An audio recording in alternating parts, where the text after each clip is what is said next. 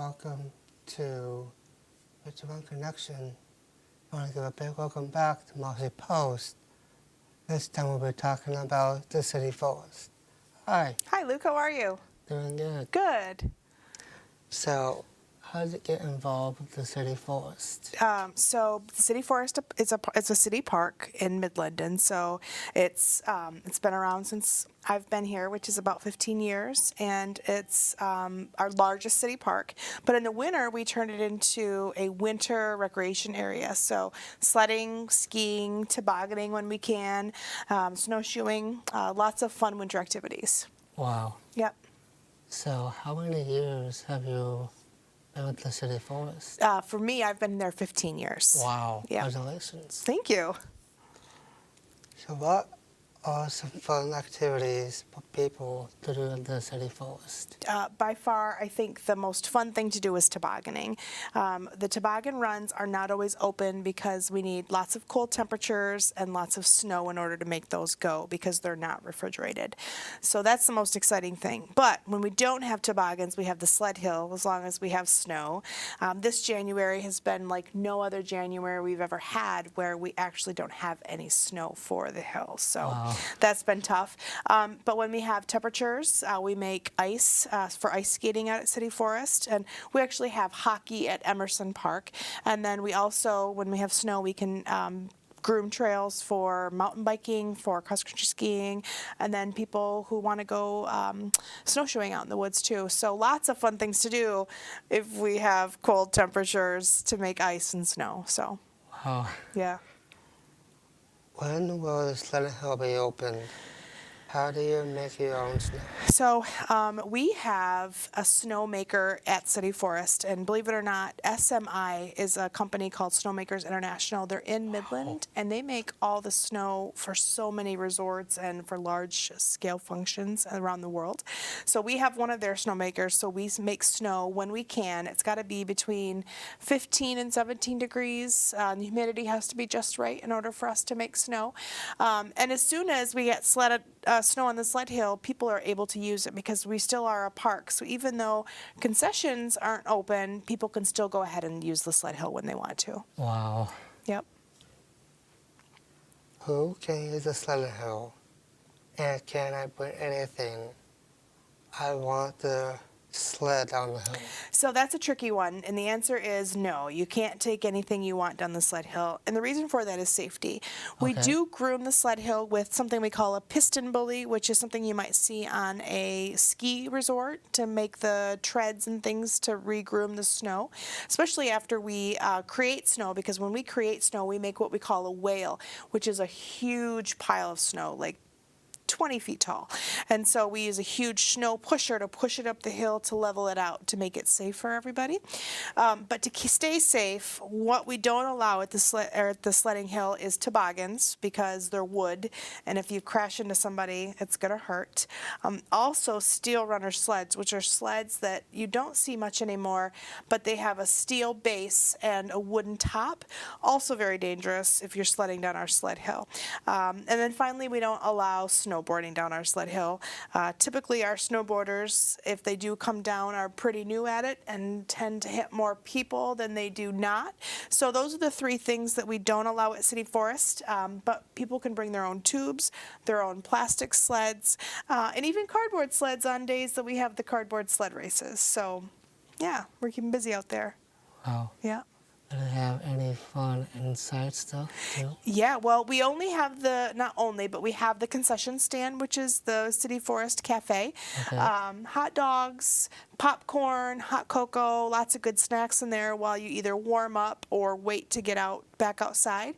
And then we do have a fire pit there too that one of our Eagle Scouts built about 10 years ago. Wow. And so people can sit around that and kind of hang out if they don't want to stay inside because it gets to be pretty packed inside. Wow. So what is the toboggan run, and how is it different from sledding hill? Yeah, so the toboggan run has been around for a very long time, and essentially it's a hand-packed run. So we make snow, or we get it from the ground, and we pack it in, we wet it down, and we let it freeze, and then we wet it down, we pack more snow in and let it freeze again, and then we shave it so that you can ride a toboggan on it all the way down. Wow. And there's 2 on each tower, so 4 total, and you run like a figure 8 on the toboggan runs, and you actually have the opportunity just to slide to the end, walk up the tower, and slide back. It is a bumpy ride because it is man-made ice, and we're not refrigerated. So as soon as the weather start to warm up again, we have to close them down just because we can't keep the snow on them or the ice on them. That's gotta be unfortunate. Yeah, it is unfortunate, especially when people travel from really far ways away to come see us, like from the Detroit area. They get up here and they are super disappointed because we don't have it open. But we can only do what the weather will allow us to do. Yes. Who is allowed to go on toboggan run? And can people make reservations? Yeah, so we can't make reservations for toboggans because it's a first come, first serve activity, but you just have to be above 42 inches to get on the toboggan runs for safety reasons. Technically, the toboggan runs are considered an amusement park ride, so we have to follow all the rules that like a roller coaster would have to follow in order for people to ride on the ride. So we have a few rules for that.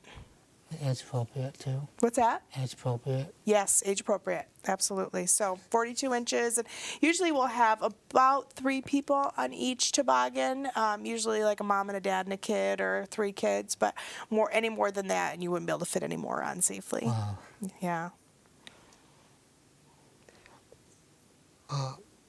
Where can people get snacks at City Forest? At the City Forest Cafe, so right in the A-frame chalet, when you drive into the parking lot to the left, we've got all the delicious snacks there. Like I said, popcorn, pop, hot dogs, hot cocoa, so lots of tasty treats.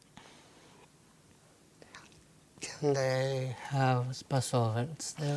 We do rent the chalet when we're not open to the public. So in the winter months, we rent it Monday through Thursday in the nighttime hours, and then in the spring, after the City Forest is kind of put away for the season, we rent the chalet all spring, summer, and fall long. Wow. Yep. Well, thank you for joining Virtual Connection. Well, thanks for having me. I appreciate it, Luke. Well, this is Virtual Connection. This is Mousy Post. Virtual Connection signing off. Hi, welcome back to Virtual Connection. This time we'll be interviewing Kathy Snyder about the Well-Being Coalition. Hi, Kathy. Hey, Luke. Thank you for having me here. So, how did they get involved with the Well-Being Coalition? That's a really good question. The Well-Being Coalition really started as a task force back in 2018, and we were interested in really trying to help people thrive and flourish more in Midland, to be happier and to have better relationships and things like that. And in 2020, I was able to retire from teaching, and we were at Dow High at the same time back in the day. And I was able to take on the role of the coalition coordinator. At that point in 2020, we decided to turn the task force into a coalition of people. And we were able to make it a job for me to be able to work with different people in the coalition to help improve their workplaces and improve their own lives and families and improve our community as a whole. Wow. Thanks. So, how many years have you done this job? Well, then I have done this job. It is going on. I started in June of 2020, and that would be now we're going into really the 3rd year of me doing this work. Wow, congratulations. Yeah. Thank you. So, can anyone join the Well-Being Coalition? Well, that's a good question. At this point, we have 136 people that are in the Well-Being Coalition. And right now, to be in the Well-Being Coalition, you need to have obtained a certification in either what's called Applied Positive Psychology or in Creating Well-Being. And what we know, though, is there's a lot more people in our community that are interested in well-being than are taking a certification. So this year, actually, we're looking at how can we branch it out more so that more people can join the Well-Being Coalition. Wow. So we're not there yet, but we're working on it. Okay. What does the coalition mean by well-being, and what is it doing to help the Midland community? Well, well-being isn't being happy all the time, Okay. because life, we know life sometimes has struggle in it, right? And sometimes we're happy, and sometimes we're sad, and sometimes we're peaceful, and sometimes we're excited. There's all sorts of different ways that we can feel. So we call well-being feeling good overall, struggling well through the ups and downs of life, and functioning effectively. That's what we call well-being. Wow. And what was the second part of your question? Yes, the second part was, and what is it doing to help Midland community?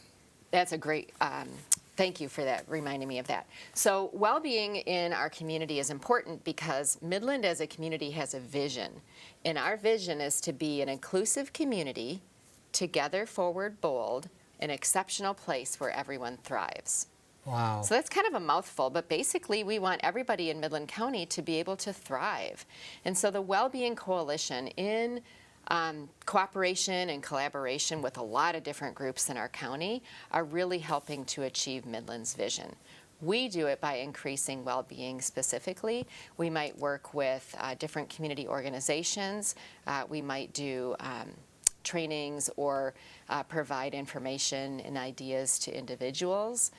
We also do some community programs that we mainly put out on social media where people can learn more about well-being and ways to support it for themselves and for other people. Wow.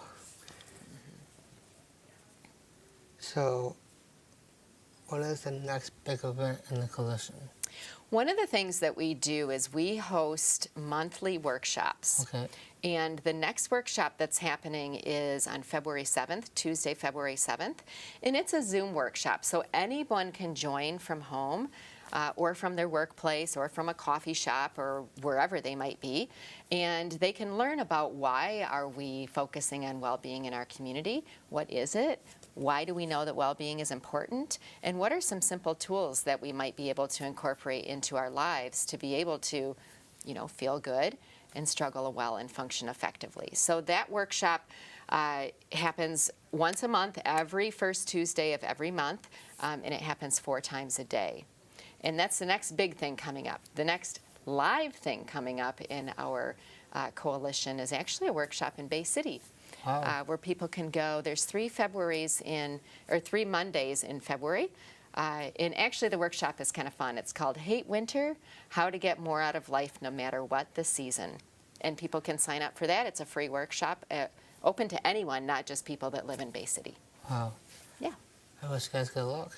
Yeah, it's going to be fun. Thank you. Yeah. Do you have any favorite memories of the coalition? Well, I'm making new memories every day, and I think this is going to be one of the favorite memories, too. I would say when we first started trainings in Midland, it was really exciting to be able to introduce the science of well-being to people that have really maybe lived it, but never really experienced it for themselves.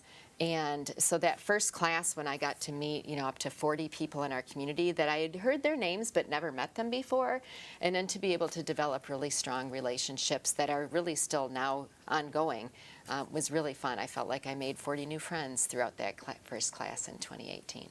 Wow. Yeah. Where can we learn more about the Midland Area Community Wellbeing Coalition? You can learn more about the Wellbeing Coalition on our website, and that is at MidlandAreaWellbeing.org. You can also follow us on social media. We are on LinkedIn, we're also on Facebook, and we are on Instagram. And you can get information in all those places. So, it sounds like you have a strong experience for the Wellbeing Coalition. Yeah, it's been a really great experience. I've met so many people, and I've, you know, I used to teach, and so I love teaching, and being able to do workshops in the community has just been really fun. Wow. So thank you for joining Virtual Connection, Kathy. Yeah, thank you for having me. Well, that was Kathy Snyder talking about the Wellbeing Coalition, and I'm Luke Jimmer from Virtual Connection. Thank you. Virtual Connection sign off.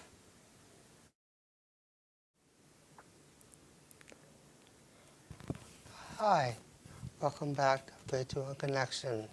This time we'll be interviewing Alex Cottrell about cardiac rehab. So, welcome to the show. Thanks. So, how did you get involved with cardiac rehab? How did I get involved with cardiac rehab? I had a grandmother that passed away from a heart attack. That's sad. Yeah. I'm sorry about that. Yeah, thank you. She was a lovely woman, but I did not know cardiac rehab was a thing until after she had passed away. So my goal was to be able to reach those patients kind of in regards to her, I guess. Wow, I'm sorry for your loss. Thank you. How many years have you done this job? It has actually been 5 years now. 5 years exactly as of last week that I've been in cardiac rehab. Congratulations. Yeah, thanks. What is your job at cardiac rehab and what inspired you to work there? So my job in cardiac rehab is to put patients through an exercise program designed to strengthen their heart after some kind of cardiac intervention.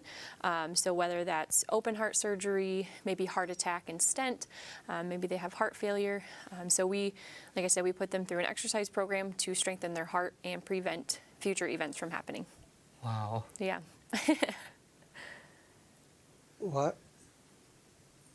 Who needs to start cardiac rehab program? Who needs to start a cardiac rehab program? Yeah, so like I said, anybody who goes through any kind of cardiac procedure, so again, the open hearts, the stents, if they have heart failure, it's just there as a kind of a gateway to encourage them to continue on with that healthy lifestyle and healthy fitness aspect of it. Why is it better for someone who has a problem with their heart to go to cardiac rehab instead of going straight to the gym? Instead of going straight to the gym. So the biggest benefit with our program is you are hooked up to a heart monitor, so we can see your heart rate and your heart rhythm the entire time that you're there. So any time a patient comes in and gets hooked up to the monitor, we also assess blood pressures before, during, and after exercise. So our goal is to make them more comfortable with exercise with us being monitored, so that way they're more comfortable to do it on their own, whether it's at home, at the gym, maybe out in the community. So Wow. yeah, just building that independence and the confidence. What happens while you are in rehab and how long does the program usually last? The program is about 9 weeks from day one until they're done. If some patients miss a couple days, it just extends the 9 weeks a little bit. But all in all, they come in, they get hooked up to the monitor. We do a little bit of education, so whether it's educating them on home exercise, maybe some exercise safety tips, nutrition, we go over a lot. And then they go out and they exercise. So they kind of get a comprehensive program, education and exercise, all in one. Wow. Yeah. When patients graduate, what is important for them to do when they leave? It's very important to maintain physical activity. So that is really what's going to help prevent future events from happening. That's what's going to help just improve overall fitness, health, that lifestyle. So our goal, like I mentioned earlier, is to build their independence, build their confidence, so that way they can continue it when they're done with the program on their own. Wow. Yeah. How can people avoid heart damage and stay healthy? That's a good question. If you get adequate exercise in and you have the right kind of diet, so with that, it would be heart healthy diet. So we look at reducing sodium, added sugars, we reduce saturated fats, and focus more on your fresh fruits and vegetables, and reducing any processed foods that you have as well. Wow. Yeah. Do you have any favorite memories of cardiac rehab? I do. I have them every day. But I would say there are a lot of good memories that we have there, a lot of rewards as well. One of the biggest rewards would be, say we have a patient that comes in and they're really hesitant with exercise. They're not, do I look that way? They're not sure, what their limitations are. So we look at basically whole person health. And we just try to engage them in ways. And I'm sorry, I forgot the question. Oh, favorite memory. I was going off on my own tangent. But my favorite memory is, those patients that are hesitant to start an exercise program, and by the time they're done, they have this whole new profound meaning to exercise. Or maybe those patients that come in and they're really shy, they're quiet, and by the time they're done, they have a brand new best friend that they go and get breakfast with on Saturdays. Or so there's a lot of memories that we have, a lot of good ones. So, in February, February is American Heart Month. Is the hospital doing anything special to celebrate that? They are. The hospital for Heart Month, so that is next month, all of February. We are doing a little competition in cardiac rehab with our patients, kind of like a checkpoint system. If they wear red, because heart's red, February, if they wear red, they get a little check. If they try a new recipe at home, they can also get a little check mark. So we just kind of have like a point system that we're going to build with patients. And then whoever has the most points wins a gift basket that we put together. The hospital as a system, they also, we wear red. I think the first Friday in February, we all wear red in the hospital. So that's also something that they incorporate. Wow. Yeah. So, where can we learn more for cardiac rehab? What can you learn more about cardiac rehab? There's a lot to learn. It can be a little frustrating, especially for somebody who isn't well versed in exercise or the home diet. The biggest thing I would say that you can learn is it's only at your own pace. So we don't push anybody past their limits. We just kind of work with, the level that they're at, and we kind of push them to a comfortable level. But like I said, there's a lot that can be learned from cardiac rehab. Wow.